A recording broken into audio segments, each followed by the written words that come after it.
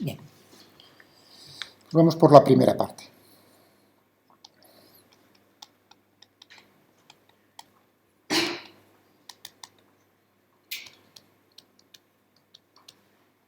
Ley de Ohm. Nosotros tenemos un material, vamos a dibujar, por ejemplo, un cable en forma de... Cuidado, en eso también uno tiene... Porque siempre uno está pensando corrientes eléctricas, o sea, tengo circuitos, tengo cables. No, yo puedo tener corrientes en el espacio que no estén circunscritos, que no estén dentro de cables. Por ejemplo, si yo hago un plasma, o sea, el tema más interesante, iba a decir, desde vuestro punto de vista, ¿no? Ingenieros de la energía, iba a decir, pues la fusión, no digo la fisión, sino un proceso, un reactor de fusión nuclear, de los que se están intentando ahora construir, que se han construido ya. Lo que pasa que todavía lo que no se ha logrado es el aprovechamiento energético de eso. Entonces, ¿qué se hace? Pues se ioniza, se hace un plasma. Tienes, ¿no?, por ejemplo, hidrógeno o deuterio o tritio, y lo calientas, entre comillas, lo calientas lo suficiente para arrancarle los electrones, y lo que tienes es una sopa precisamente de cargas. Tienes electrones, luego tienes protones si tienes el hidrógeno, o tienes núcleos de deuterio, protón-neutrón, es decir, iones, ¿no?, partículas cargadas. Y esas se pueden mover libremente, es como un gas, iba a decir, que se puede mover libremente bajo la acción de las fuerzas en el espacio. Pero no está circunscrito nada más que por las paredes, iba a decir, del contenedor donde se encuentran, no están dentro de cables. En ese caso, tenemos también movimiento de cargas y tenemos, por supuesto, también corrientes eléctricas. ¿Está claro? Se producen corrientes eléctricas, esas corrientes eléctricas crean cosas muy bonitas, o sea, crean campos magnéticos, y esos campos magnéticos interfieren con el movimiento de las cargas, por eso de ahí la dificultad del problema, que es un problema muy complejo, de los más difíciles de resolver. Por eso nos está costando tanto, iba a decir. Bueno, pero claro, normalmente uno está pensando en cables metálicos, ahora diré por qué metálicos, o de conductores. Aquí tengo un cable, la sección de un cable. Estoy hablando de materiales conductores. ¿Por qué? Ya os he hablado en clase de por qué se caracteriza un material conductor. Tenemos aquí átomos, tenemos protones, tenemos electrones. La inmensísima mayoría de los electrones que tenemos ahí son electrones ligados, están, digamos, unidos, no se pueden separar mucho de los átomos, están ligados a ciertos átomos, pero en los materiales conductores siempre tendremos una parte de esos electrones que pueden viajar de un átomo a otro, por así decirlo, se pueden ir moviendo a lo largo de la red cristalina. Eso también lo he dicho alguna vez y hoy también lo volveré a repetir, la red cristalina metálica.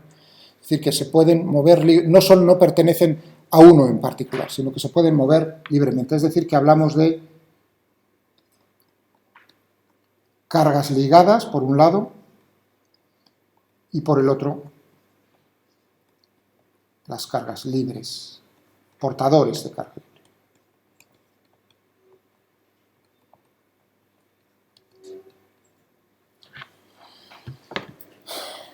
¿De acuerdo? Muy bien, los tenemos por aquí.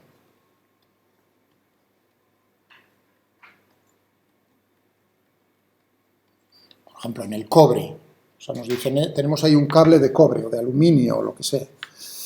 Entonces, nosotros sabemos cuál es la densidad del cobre, sabemos también por cada átomo de cobre cómo contribuye cada átomo de cobre a los portadores libres, si es un electrón, si son los que sean, es decir, que nosotros podemos saber cuántos tenemos por unidad de volumen. O sea, que el primer parámetro que necesitamos conocer es precisamente lo que acabo de decir, N, que es el número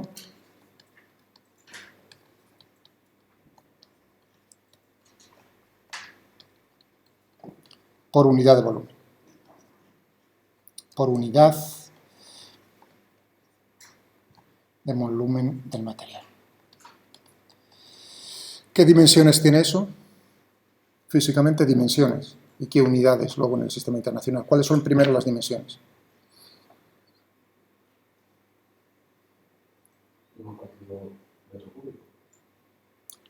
Entonces las dimensiones serán...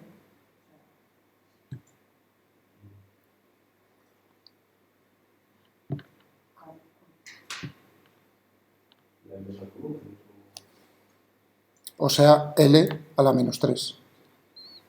Bueno, estas son las dimensiones. Fijaos que el número de portadores, porque por aquí Selina estaba diciendo algo de carga, ¿no? Pero ahí se frenó en ese momento, no he dicho nada, he dicho el número de portadores, eso es adimensional, tantos portadores por unidad de volumen. 5 personas por unidad de volumen, por unidad de aula, iba a decir. O sea que ahí lo que tenemos es las dimensiones de volumen a la menos 1, como dijo vuestro compañero, y en unidades naturalmente tendremos, pues no, metro a la menos 3, iba a decir. ¿De acuerdo? Bueno, ¿qué ocurre, por cierto, con las otras, con las cargas ligadas? Bueno, existen, por supuesto, pero no nos va, digamos, no nos va a preocupar a la hora de calcular o de considerar lo que es la corriente eléctrica, porque la corriente eléctrica son cargas en movimiento. Y las otras cargas, al estar ligadas, ¿quiere decir que no se van a mover? Bueno, sí, van a poderse mover, pero solo un poquitín en torno a la posición, a su posición de equilibrio cerca del átomo correspondiente. Por lo tanto, eso no nos va a dar una corriente eléctrica neta. Bien, bueno, tenemos esos portadores libres. ¿Cómo los ponemos en movimiento? Aplicando un campo eléctrico. De alguna manera, nosotros tendremos dentro del material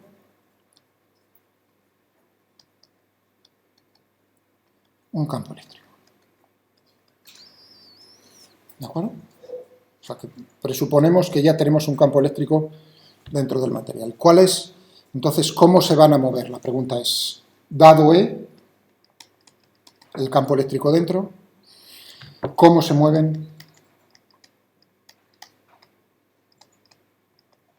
las cargas? Esa es la pregunta que nos hacemos. ¿Cómo se mueven? Esto es mecánica pura y dura, iba a decir. Habrá que ver, no, bueno, ¿cómo? Quiero decir, si a mí me dicen, tienes un cuerpo, una masa puntual M, ¿no? ¿Cómo se mueve ese cuerpo? Yo te diré, pues, tú dame las fuerzas, dame las condiciones iniciales y yo te diré cómo se mueve. Es decir, aplicando las leyes de Newton, simplemente. O sea, que estamos en un modelo clásico. ¿Entendido? Y es lo que voy a hacer. ¿Cuáles son las fuerzas que están actuando sobre los portadores de carga? Bueno, pues vamos, naturalmente, si tenemos el campo eléctrico, pues ¿cuál es la fuerza que ejerce ese campo eléctrico sobre las cargas libres?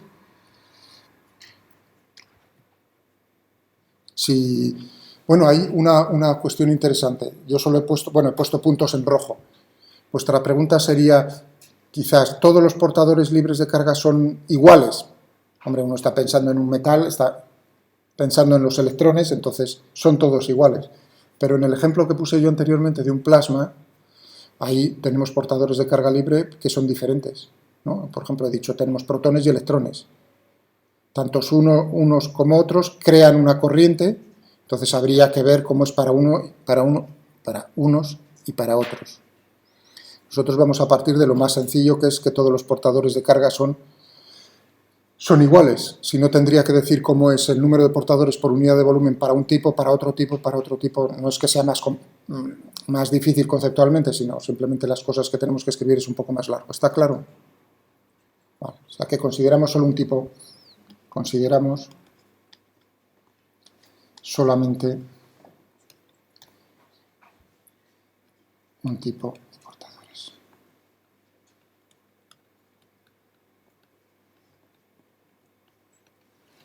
De carga libre. ¿Y cómo es la carga de cada uno de ellos? Pues lo ponemos Q. Si fuesen electrones, pues E. Pero voy a hablar en general, Q. ¿Cuál es la fuerza que ejerce el campo eléctrico? Fijaos otra vez, la fuerza del campo eléctrico. No estoy diciendo cómo es el campo eléctrico que crean estos portadores de cargas en el espacio. No, yo no estoy diciendo eso. Primero, tendríamos que pensar, porque si uno dice, bueno, pero crearán un campo eléctrico. Sí, hombre, no te preocupes, claro, son cargas eléctricas, por lo tanto crean un campo eléctrico. Pero entonces estaríamos en el problema de decir, como tenemos carga en un volumen infinitesimalmente pequeño del espacio, ¿tenemos una carga neta, sí o no? Yo no he dicho que no sea, pero bueno, en general la carga neta va a ser cero, entonces no es ver cómo va a ser el campo que crean esas cargas en un punto del espacio, porque eso es un problema interesante, es decir, bueno, pero unas cargas realizarán fuerzas, crearán un campo y realizarán fuerzas sobre otras cargas. ¿Entendido? O sea, es darle vueltas, es decir, efectivamente. Pero si en una zona del espacio la carga neta es cero, porque naturalmente tenemos portadores libres de carga, pero tenemos otras cargas ahí ligadas, entonces el efecto va a ser nulo o despreciable. ¿De acuerdo? Únicamente tendremos entonces que considerar fijaos en lo que acabo de decir, porque luego pondré un ejemplo en el cual tenéis que recordar lo que acabo de decir. En una zona del espacio no tendremos carga neta, tenemos portadores de carga libre y ligados, pero neto será cero, entonces el campo eléctrico que van a crear y que va a actuar sobre otros portadores de carga va a ser despreciable. Únicamente tendremos que tener en cuenta el campo eléctrico externo que estamos aplicando. ¿Está claro eso? En un ejemplo posterior que voy a poner, que viene en los PDFs y en prácticamente todos los libros, eso no es así, si lo recordáis. Bien, entonces tendremos que la fuerza sobre un portador será Q por E. Así de sencillo. ¿De acuerdo? Bien, estupendo, Q por E. ¿Cuál es la aceleración? Segunda ley de Newton. Tienen masa, uno diría, y la gravedad es despreciable. Por lo tanto, olvidaos de la gravedad. Es despreciable frente a este tipo de fuerzas. Tienen una masa, que será m, pues entonces tendremos que la aceleración será q e dividido por masa. Supongamos, por hacerlo lo más sencillo el modelo, que el campo eléctrico es uniforme.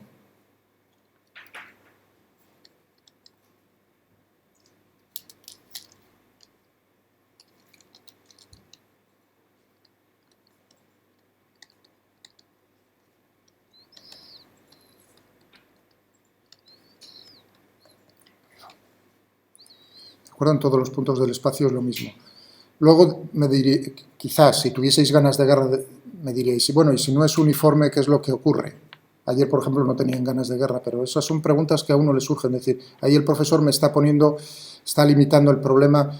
Lo que acabo de decir aquí va digamos, a restringir el resultado. No, ya veréis cómo no.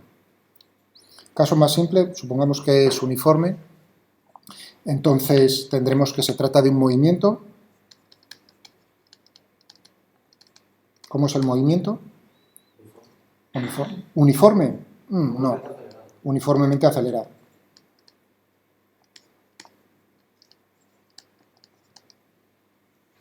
Uniformemente, eso no lo he escrito del todo bien. Uniformemente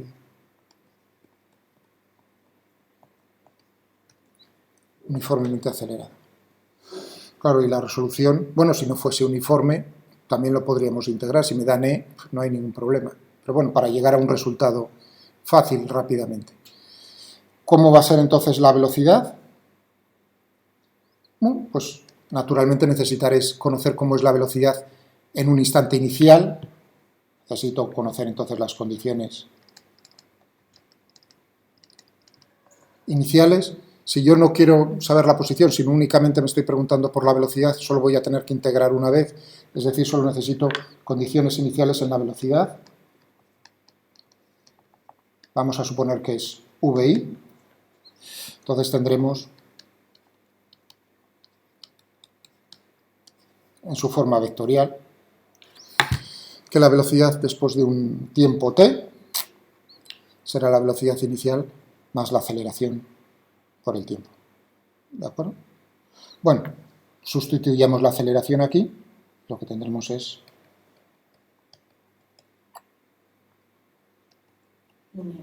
¿Sí? Si te dan el potencial, ¿podría sacar el campo eléctrico? Sí, luego lo vamos a hacer, sí.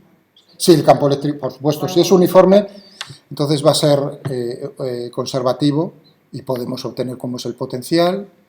y relacionar entonces el potencial con el campo eléctrico. Sí, por supuesto. Si tenéis abierto el PDF, probablemente ya lo estáis viendo ahí. Entonces tendremos esta expresión. Bien, ¿qué significa eso? Ahora tenemos que pensar, estamos hablando de corrientes, recordar el concepto de densidad de corriente.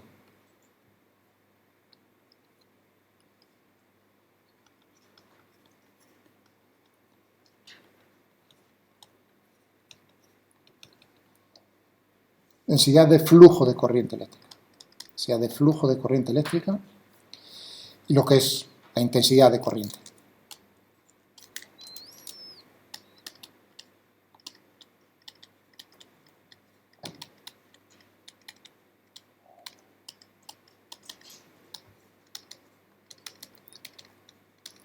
Uno, la intensidad de corriente eléctrica es un escalar y lo otro, como visteis al principio de la asignatura, se denota normalmente, esto es una J mayúscula, es un vector. Bueno, ¿qué información nos está dando estas magnitudes? La intensidad de corriente eléctrica nos está diciendo cuántas cargas, si yo tenía ahí en el cable este, y me fijo en una sección, ¿no? Cuántas cargas están atravesando un determinado área del espacio por unidad de tiempo. Cuántas cargas atraviesan una determinada superficie por unidad de tiempo. Esa es la intensidad de corriente en amperios. ¿De acuerdo? Es decir, que tendremos cuánta carga está pasando por aquí por unidad de tiempo. Esa es la intensidad de corriente y eso es un escalar. Naturalmente, uno está pensando, porque cuando dibuja en los esquemas uno pone como flechas, como si fuesen vectores. Cuidado, es un escalar. Evidentemente nosotros, si estamos considerando que es positivo, si está atravesándolo de izquierda a derecha, es escalar y es así, entonces la corriente la tomaremos como positivo, pero si realmente estamos tomando como positivo ese sentido de movimiento, si es al contrario, pues ese escalar será negativo. Pero es un escalar, ¿está claro? Mientras que la densidad de flujo de corriente eléctrica J, lo que nos está diciendo es cuántas cargas están pasando por unidad de tiempo, por unidad de área perpendicular al movimiento de las cargas. Es decir, que lo que tendremos es cuántos coulombios están pasando por unidad de área. ¿De qué área? Un área colocada perpendicularmente al movimiento de las cargas. Es decir, que si las cargas se están moviendo de esta manera, por así decirlo, ¿no? Lo que estamos considerando aquí es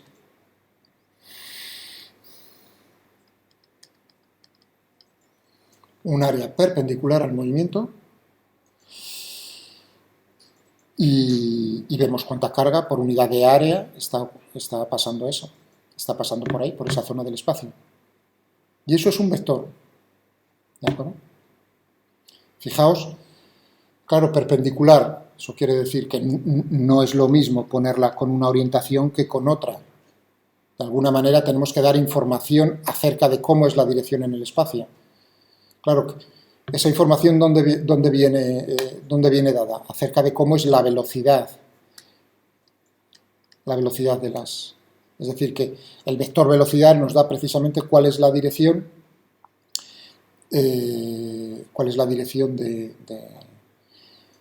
iba a decir el sentido, no completamente, porque depende de si la carga es positiva o negativa, pero nos va a decir cómo es la dirección del vector densidad de flujo de corriente eléctrica. Ya vamos a ver, cuando yo explicaba esto como ejemplo de campos vectoriales, para llegar, si recordáis, al principio de continuidad, recordáis el principio de conservación de masa y de carga,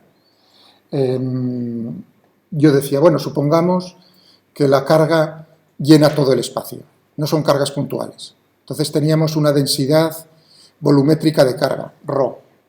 Cuidado porque hoy utilizaré ρ, la letra ρ, también para otra cosa. Pero aquí en este es densidad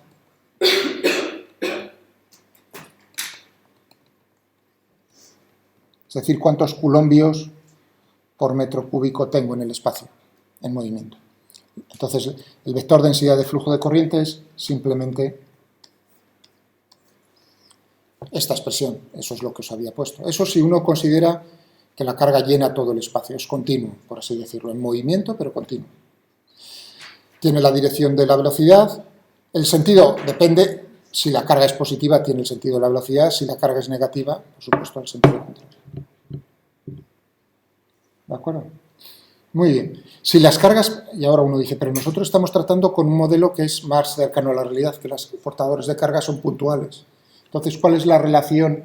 ¿Cómo podemos transformar este vector en este caso?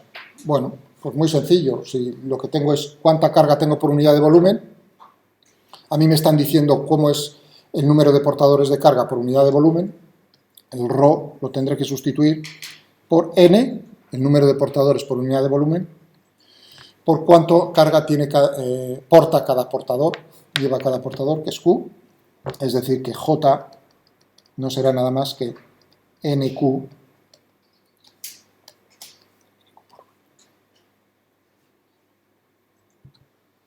¿Qué relación teníamos cualitativamente? Ya lo he explicado, la intensidad de corriente, la densidad de flujo de corriente,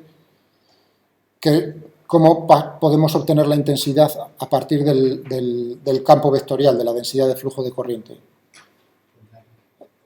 A partir del flujo, es calcular el flujo. Si recordáis, fue el momento en el cual yo definí el flujo de un campo vectorial, con un ejemplo.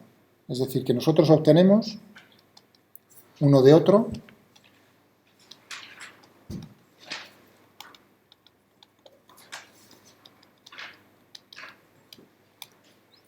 de corriente eléctrica, es el flujo a través de una superficie. Fijaos, no digo nada de que sea plana, no digo nada de que sea cerrada o no cerrada, sino una superficie S, flujo a través de una superficie S. A mí me dicen, tú tienes una superficie curvada en el espacio, cerrada o no. Me dicen cómo es, me dicen cuál es el campo vectorial, la densidad de flujo, y me dicen, calcula el flujo. Flujo a través de una superficie S la densidad, del vector densidad de flujo, o del campo.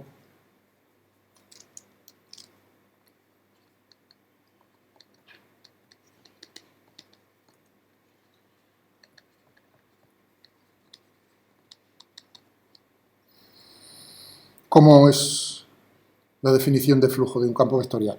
La integral de superficie, ¿no? No la pongo cerrada porque no tiene por qué ser cerrada, de S.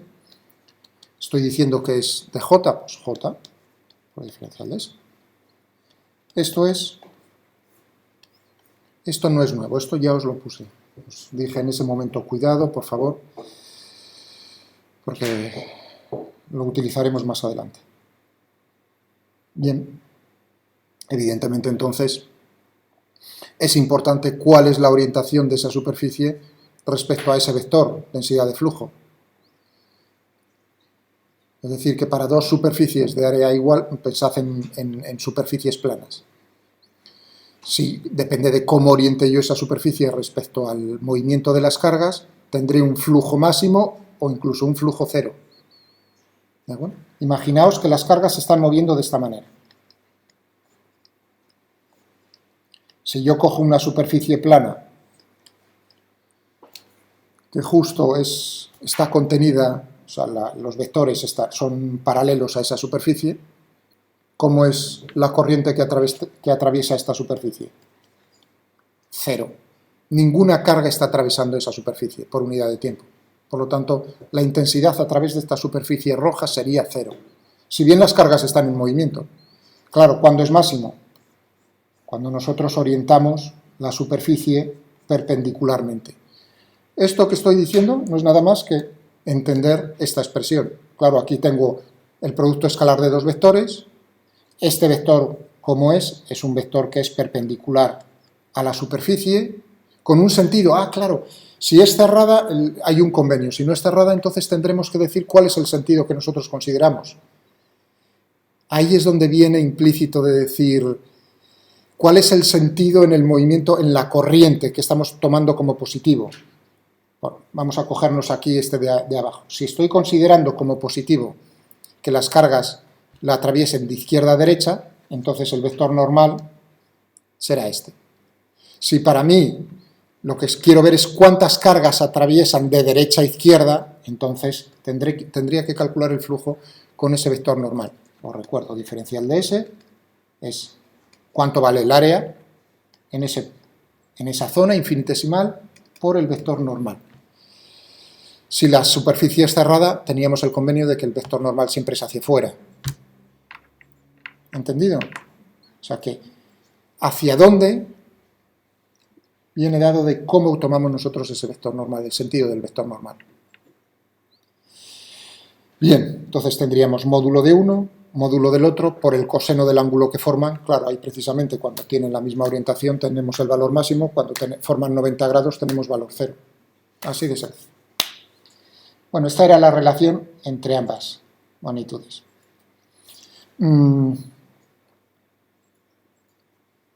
Habíamos visto cómo era, o sea, ya tenemos la densidad de flujo de corriente, pero antes había llegado yo, mediante dinámica, las leyes de Newton, a ver cómo era la velocidad. La velocidad habíamos visto para una carga, VI, más que teníamos QE dividido por la masa por el tiempo, perdón.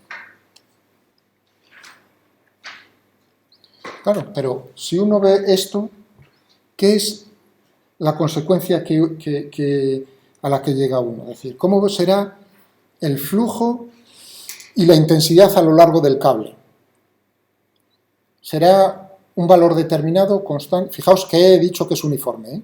Recordadlo un segundo. ¿Será constante la intensidad? Es decir, la densidad de flujo tiene el mismo valor o no.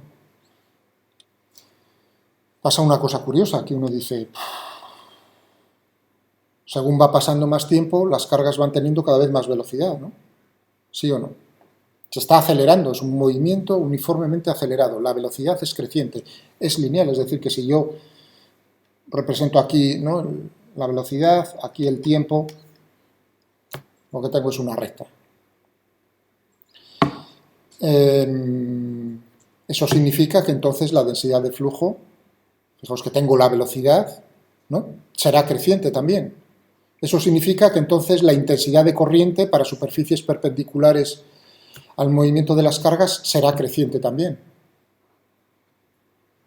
Curioso. Eso es lo que nos está diciendo el modelo, hasta ahora. Pero nosotros estamos pensando, hombre, cuando tú aplicas una diferencia de potencial, es decir, un campo eléctrico determinado, tú vas a llegar a un valor determinado de la intensidad de corriente, no va creciendo. ¿Cómo es eso posible? Bueno, pues vamos a refinar el modelo, porque estamos dejando fuera de consideración lo siguiente, que esas cargas están metidas dentro de un material, dentro de la red cristalina de un material. ¿Qué significa la red? Pensemos en un metal, la red cristalina de un metal. Que tengo cargas libres que se mueven a través de una malla. Voy a dibujar esa malla. Una malla sencilla. En algún momento, en alguna asignatura, os explicarán pues cuáles son las simetrías posibles en redes cristalinas. La más sencilla es la red cúbica. ¿Qué significa, primero, un material cristalino? No es un vidrio. Un vidrio no es un cristal, fijaos. O sea, esa ventana, a pesar de que uno lo llama cristal, es justo un material que no es cristalino. Un material cristalino significa que se repite en el espacio. Tú tienes un determinado, cómo se ordenan los átomos, los iones de ese material, cómo se están ordenando y se repite en el espacio. Eso es un cristal. Es decir, que si tengo una red cúbica centrada en las caras, red cúbica centrada en el cuerpo, o sea, hay diferentes tipos, que si es hexagonal, bueno, eso ya os hablarán. Eso significa que los átomos se encuentran en los vértices de esta red. si es red cúbica pura. Esas barras no existen. Digamos, la posición relativa de unos átomos con respecto a otros, ¿cómo es? Debido a los enlaces, por supuesto. Es como si fuesen muelles.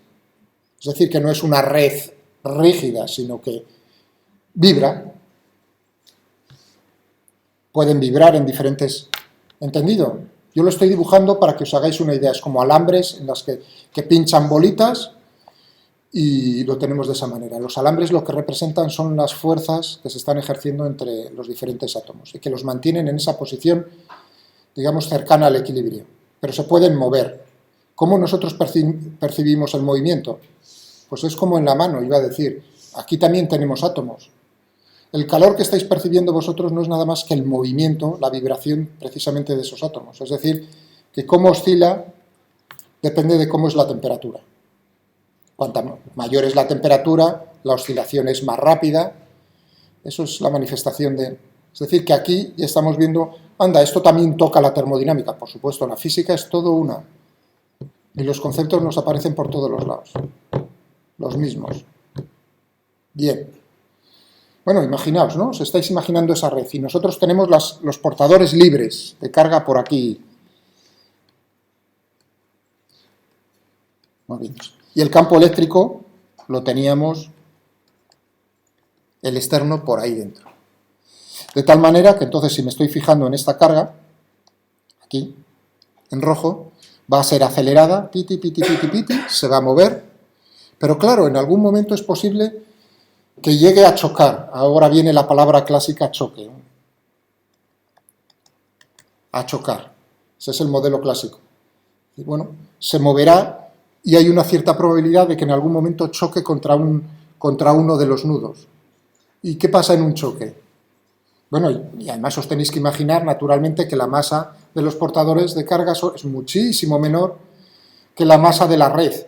Por lo tanto, lo que va a ocurrir es que va a ceder en el choque, se cede energía cinética de esta bolita de billar, por llamarlo así, se cede energía cinética a la red. ¿Entendido? Choca, rebota, cede una parte, es decir, depende de cómo sea el choque, si es frontal, si no es frontal, cederá una parte de la energía cinética. ¿Está eso claro? Es decir, que pierde velocidad, claro, pierde velocidad. ¿Quién gana velocidad? La red. ¿En qué se manifiesta eso macroscópicamente? En que aumenta la temperatura. ¿Está claro? Bien, vamos a pensar lo más sencillo, que es en cada choque pierde toda la velocidad, es decir, se para en seco. De tal manera que entonces tendremos aquí que después de un cierto tiempo t, la velocidad, tendrá una cierta velocidad final y esa velocidad la cede, esa energía cinética la cede a la red. ¿Cuál es esa velocidad? Esa velocidad, entonces la velocidad promedio, fijaos que lo tengo, por así decirlo, un portador de carga inicialmente parado, vamos a ver, adquiere velocidad, luego se vuelve a parar, adquiere velocidad, se para, es decir, que nosotros podremos hablar de la velocidad promedio de los portadores de carga.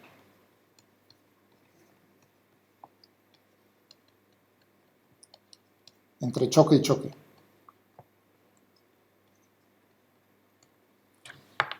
¿Cómo lo tenemos aquí en el PDF esto? Uy, vamos a ver. Con este signo yo denoto,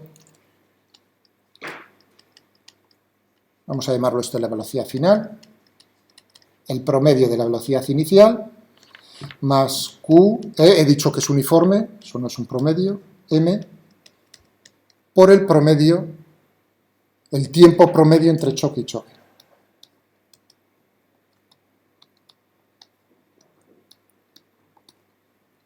Claro, porque habrá veces que tarde más en chocar, otras veces menos, pero tendré, si yo hago un promedio estadístico, llegaré a un determinado valor para esa velocidad, para ese tiempo. Lo podemos denotar esto como tau. Ahí lo tenéis en el PDF. La velocidad promedio, esto lo llamamos tau. ¿Esta cuál es? Esta es la velocidad, lo que yo quería saber, la velocidad promedio entre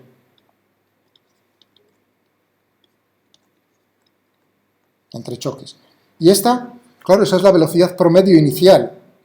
Pero ahora uno piensa y dice, anda, la velocidad... habrá portadores que se están inicialmente moviendo hacia la derecha, por así decirlo, y otros que se están moviendo hacia la izquierda, en igual proporción, ¿no? Cuando yo pongo el campo eléctrico, un segundo, yo tendré tantos el 50% a la izquierda y el 50% a la derecha. Por lo tanto, la velocidad promedio inicial, esa es cero. Sí, dime. ¿Por qué en el PDF viene con símbolo negativo? Porque ahí lo que tenéis es, como Q, la carga eléctrica del electrón. Vamos a ver. Fíjate. Que está hablando de electrones aquí. En este paso, mira. La densidad de corriente. N, el número de portadores por unidad de volumen. Q, la carga de cada portador. La velocidad, esa VD, es la que estoy yo ahora llegando a obtener. Claro, si yo considero que la carga de los portadores libres los portadores son electrones, entonces la carga, fijaos que denota en módulo la carga del electrón, por lo tanto el signo viene con menos, que son negativos, menos E, por eso el signo negativo. Yo lo estoy haciendo en general para cualquier tipo de portador. Vale. Eso quiere decir que entonces esta velocidad promedio entre choques es lo que nosotros denotamos, por cierto, ahí en el PDF, gracias por decírmelo, por llamarme la atención, es la velocidad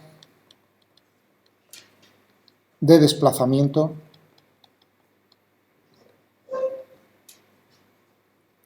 de los portadores. Cuidado, ¿eh? La velocidad de desplazamiento no es la velocidad real con la que se están moviendo. A ver si entendéis. Ahí estamos haciendo un promedio. Hay algunos que se están moviendo hacia la derecha, otros hacia la izquierda. Si nosotros ponemos un campo eléctrico, por término medio se están moviendo de izquierda a derecha. El campo eléctrico se están moviendo como una nube que se está moviendo de izquierda a derecha. ¿Lo entendéis? Pero dentro de esa nube hay algunos que se mueven hacia la izquierda y otros hacia la derecha. O sea que en promedio sí todo se mueve hacia la... si ponemos el campo eléctrico. Si no ponemos el campo eléctrico, unos hacia la izquierda y otros a la derecha al 50%. ¿De acuerdo? Es decir, que la velocidad de desplazamiento no es la velocidad real.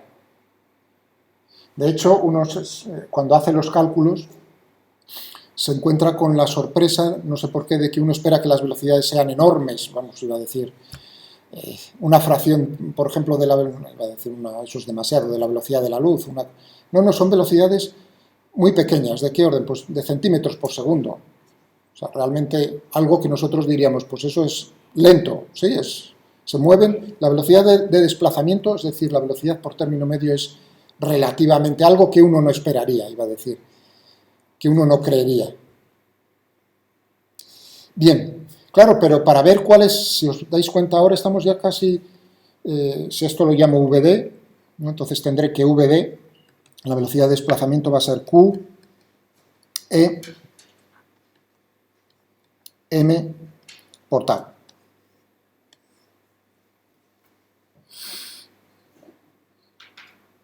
Ya, pero ahí viene una pregunta curiosa, que es, ya, pero tau, ese tiempo promedio entre choques, ¿de qué va a depender? Hombre, naturalmente de cómo es la red cristalina, pero también uno podría llegar a pensar, decir, oye, a lo mejor también depende del campo eléctrico. Es decir, que cuanto más rápido se muevan, ¿no? Pues a lo mejor, fijaos, cuanto más rápido se muevan, que la aceleración sea mayor, el tiempo ese promedio sea menor. ¿Lo entendéis eso? Eso es darle a la... decir, ¿ese tau es independiente del campo eléctrico, sí o no? Y ahí es donde viene el punto, es decir, nosotros vamos a considerar que es independiente.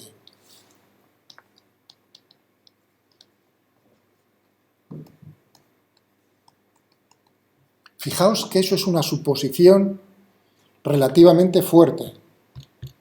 Lo que estoy yo haciendo ahora es una suposición que es relativamente fuerte. Estoy solo considerando de cómo está constituido el material, independiente de... y eso no tiene por qué ser así. ¿Está claro?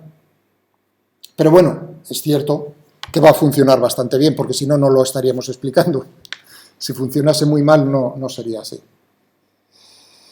Bien, es decir que entonces tendremos como parámetros que no modificamos la carga de los portadores, que si son electrones, la masa de los portadores, la masa del electrón, y el tiempo ese promedio tau. Lo que sí variamos es E. Es decir, que vamos a tener, si os dais cuenta, una relación aquí lineal. Si esto es así, cuidado con esto. Si suponemos que eso es cierto, hay una relación lineal entre VD y el campo eléctrico que estamos aplicando, ¿no? ¿Se ve o no se ve? Q, M y tau son constantes, por lo tanto, la velocidad de desplazamiento es proporcional a E. Si tau depende de E, entonces no es directamente proporcional. Estoy diciendo relación lineal. ¿Está claro? Que hay una relación es evidente, pero ¿es lineal o no es lineal? Únicamente si tau es independiente de E. ¿Y cuál es la relación entre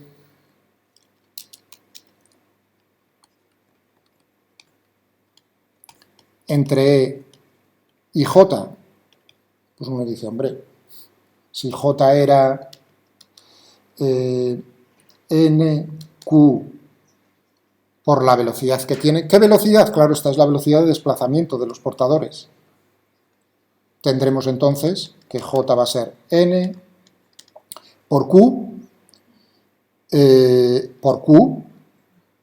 por tau, dividido por M y por E. Es decir, que J va a ser N Q cuadrado tau M.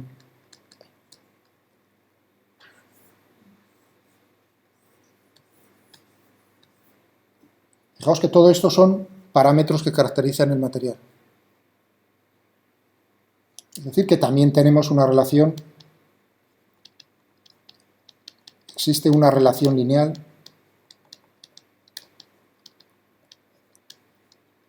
entre J y E.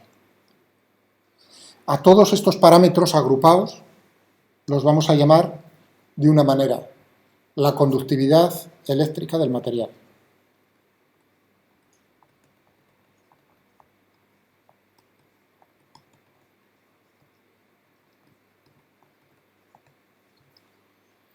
Y vamos a utilizar la letra habitual que se utiliza ahí, que veis en el PDF, que por desgracia es la misma letra que usamos para la densidad superficial de carga, sigma. Es decir, que vamos a denotar como conductividad eléctrica del material la letra sigma. J, sigma, por E. Y ya estoy diciendo que nuestro modelo sigma es independiente en nuestro modelo. Y esta es la ley de Ohm microscópica. ¿Cuáles son las unidades habituales de la conductividad térmica la conductividad eléctrica? Lo tenéis ahí en una tabla en el PDF, pero hay diferentes maneras de poderlo expresar en el sistema internacional, pero una muy habitual es la que vamos a deducir ahora en cuanto demos un paso más. Os adelanto, va a ser ohmio, claro, el ohmio uno dice, anda, eso es la resistencia, ohmio a la menos 1, metros a la menos 1. Pero no lo ve uno claramente de esta expresión. Uno diría, de hecho, uno utilizaría para el sistema internacional otro tipo, ¿no? Cogeríamos cuánto vale, cómo es las unidades de densidad de corriente. ¿Cuáles serán? Una posible. O sea, de manera normal, cuando uno llega a este punto, diría, sigma, ¿cuáles son las unidades? ¿Cuáles son las unidades de J? Claro, coulombos dividido por metro cuadrado por segundo, lo acabamos de poner hace un momento, y uno diría, bueno, lo puedo expresar de diferentes maneras. Por ejemplo, dos normales. ¿Qué tendríamos? Una Newton dividido por coulombio, sería posible, ¿no? Claro, Newton también lo puede expresar en otras formas, o también podría uno utilizar potencial y distancia, podríamos utilizar también voltios dividido por metro, sería otra posibilidad. Es decir, que ahí podríamos tener diferentes combinaciones posibles, todas válidas en el sistema internacional. Pero ya os digo que lo que se utiliza, un segundín, veréis cómo llegamos a ese tipo de unidades ohmio -1 metros a la menos 1. Bueno, pues esta es la ley de Ohm, digamos, la de verdad para vosotros. A partir de esta, naturalmente, nosotros vamos a deducir la que vosotros conocéis, la macroscópica.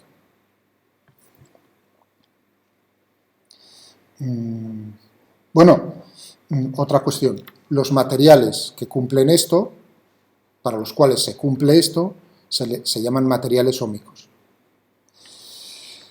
Bien, pero nosotros, ahora viene el momento de decir, queremos no la relación entre el campo eléctrico y la densidad de corriente, sino lo que queremos es más bien la relación macroscópica entre diferencia de potencial, o V, en vez de delta, voy a utilizar V como diferencia de potencial, entre dos puntos del material y la intensidad de corriente.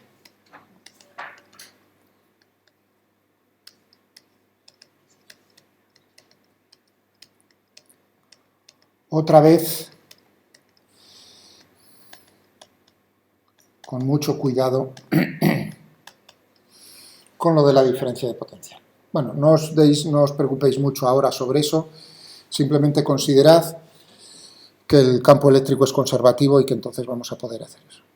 Bueno, tenemos aquí el cable. Otra vez, y los portadores.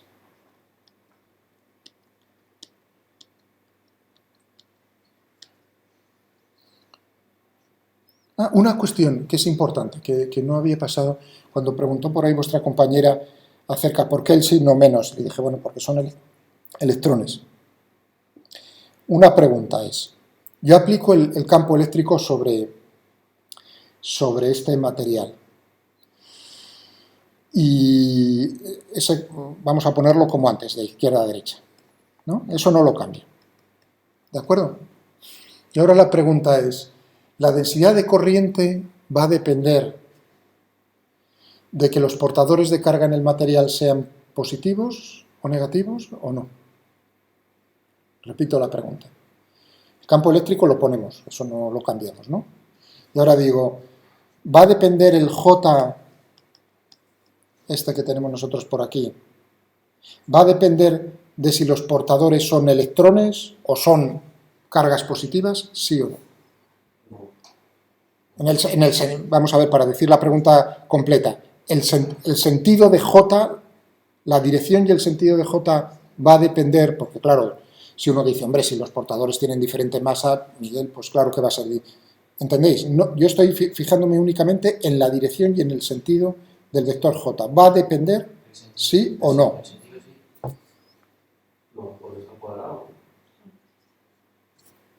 Efectivamente. Está al cuadrado. Fijaos que lo que Ahora, visto desde el punto de... Eso es la forma matemática. Lo que acaba de decir vuestro compañero no es lo que iba a decir yo. Pero claro, es que es...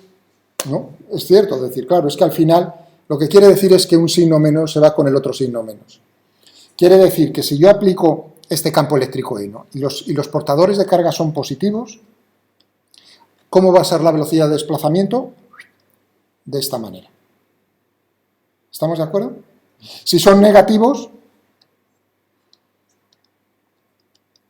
por supuesto, la fuerza actúa en el otro sentido, la velocidad de desplazamiento va a ser de la otra manera, ¿no? VD. VD, es decir, que el sentido va a depender de cómo es la carga positiva o negativa.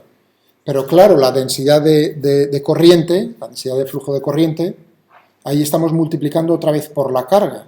Eso quiere decir que si se mueve hacia la derecha y las cargas son positivas, la densidad es hacia la derecha. Si son negativas, se mueven con velocidad de desplazamiento hacia la izquierda, pero claro, al ser la carga negativa, el vector cambia de sentido, es decir, que J siempre tiene la misma dirección y sentido ¿Qué? Fijaos, muy importante.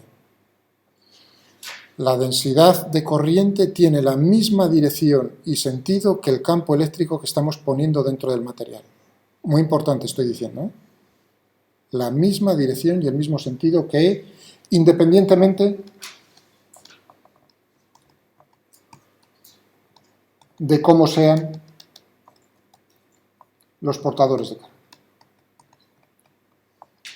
Ahora pensad un momento en un plasma. ¿De acuerdo? He calentado hidrógeno y tengo electrones y protones, una sopa de electrones y protones. Y aplico un campo eléctrico. Claro, los protones se van a mover en un sentido y los electrones se mueven en sentido contrario.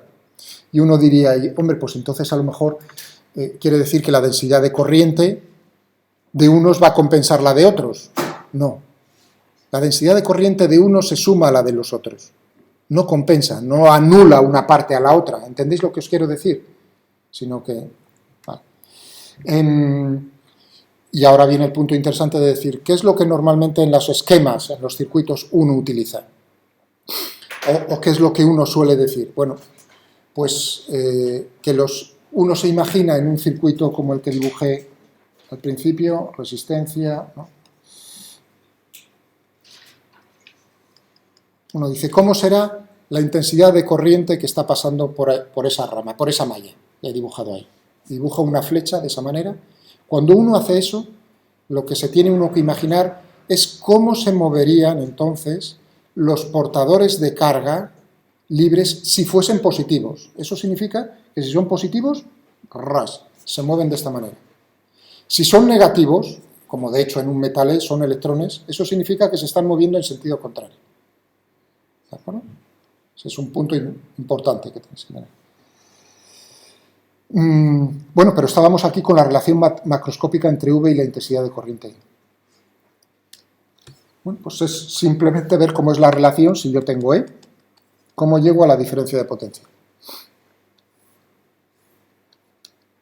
Tengo entre este punto, por decir, entre esta sección, la 1 y la 2. Por aquí tengo E. ¿Cómo sería V1, V2, V1, o mejor dicho, V2 menos V1?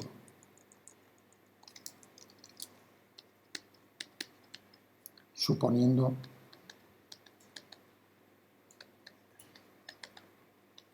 E conservativo. ¿Cómo sería esto?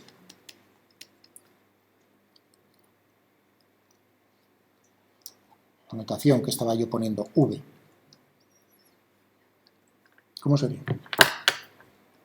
Por definición, uno diría menos E por diferencial de L desde 1 hasta 2. Esa es la definición de diferencia de potencial, ¿no? ¿Sí o no? Del primero al segundo. Final menos el inicial. Menos, cuidado, menos, todo eso. Eso es lo que tenemos. Simplemente. Es decir, que tendremos ahora, uno dice, vamos otra vez a la suposición, lo más simple, que es el campo eléctrico es uniforme a lo largo del cable, como lo estoy poniendo. Eso significa que este vector y este vector, yo estoy haciendo la integral de camino a lo largo de ese camino. Tienen la misma dirección y el mismo sentido, ¿no?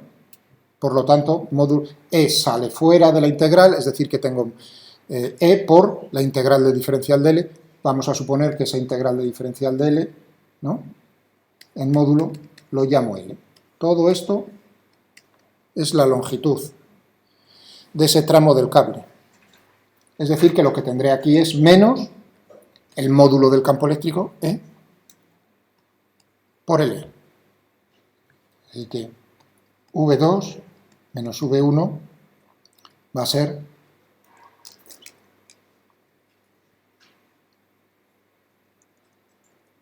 aquí, V2 menos V1 menos E por L. ¿De acuerdo?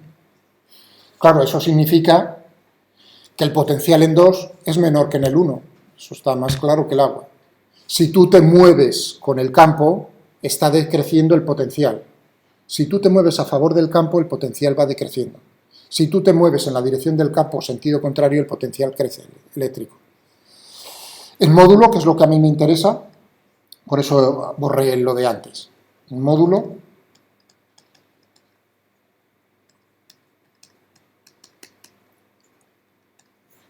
o sea que V, voy a denotar la diferencia de potencial entre ambos puntos. Cuidado que es importante saber cuál está más potencial y cuál menos. Bien, bueno, aquí ya tengo entonces la relación entre V y E, sencilla. ¿Y cuál es la relación entre J e I? ¿Cómo obtengo yo I? Pues naturalmente de la definición de flujo, lo que tenía antes. De J por diferencial de S. ¿Qué superficie voy a tomar? Cualquier superficie, cualquier sección transversal del cable. Como os he dicho, E va a lo largo del cable, ¿no? Eso quiere decir que la velocidad de desplazamiento y J también va a lo largo del cable. ¿Cómo es N? Perpendiculares, es decir, que tienen la misma dirección. Es decir, que esto nos va a quedar como J por el área de la sección transversal. Ahí vendría un punto y una pregunta también, decir, anda, ¿y cómo se puede complicar la cosa? Oye, ¿y si el cable cambia su sección transversal, el área de la sección transversal? Puntos suspensivos, esperad un momento porque esos son problemas. ¿De acuerdo? Estamos pensando en lo más sencillo, el cable tiene una sección transversal que no cambia, entonces tendremos, con mucho cuidado aquí en lo que he hecho, estoy presuponiendo que este vector normal es a favor de la corriente, de cómo se están moviendo. Si yo estuviese considerando cómo es la intensidad de corriente de derecha a izquierda, entonces esto me saldría negativo. ¿Lo entendéis? Es decir, que si queréis lo estamos tomando en módulo, como es el... Vale. Es decir, que tenemos igual a J por A. Por un lado vamos a poner, tenemos V igual a E por L y I igual a J por A. Y teníamos la ley de Ohm microscópica, que era, ¿cuál era?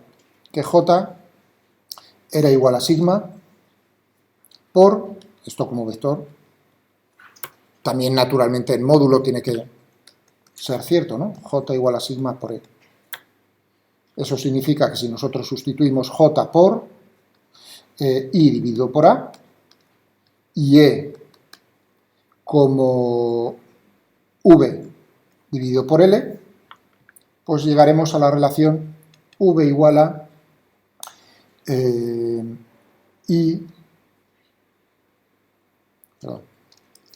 V igual a I L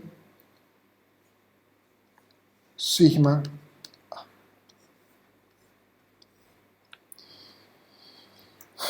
Os he dicho que sigma era la conductividad. Hay también un parámetro que se conoce como la resistividad. Eléctrica del material. Se utiliza la letra ρ, otra vez la misma tipo de letra que para otra magnitud física. Y eso es simplemente la inversa. Es decir, que si la conductividad era en ohmios a la menos 1, metros a la menos 1, la resistividad es ohmios metro. Vale. Eso quiere decir que V también lo podría poner como I ρL dividido por A. Fijaos que tanto la resistividad como la conductividad lo que hace es caracterizar el material. Aquí L ya lo que nos están dando es precisamente cuánto material estamos tomando y cómo es. Es decir, cómo es de largo el cable que estamos cogiendo y cómo es la sección, porque yo puedo hacer del mismo material cables de diferente sección transversal y de diferente longitud. Para el mismo tipo de cable, del mismo material, por ejemplo, cables de cobre, La resistividad y la conductividad es la misma, la del cobre. Pero, naturalmente, para diferentes tipos de cable, ahora viene la palabra, la resistencia es diferente. Todo esto agrupado lo llamamos resistencia. La resistencia.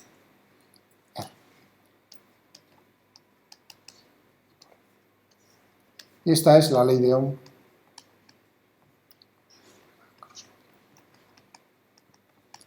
La ley de Ohm macroscópica. Perfecto. Bueno, vamos a hacer aquí un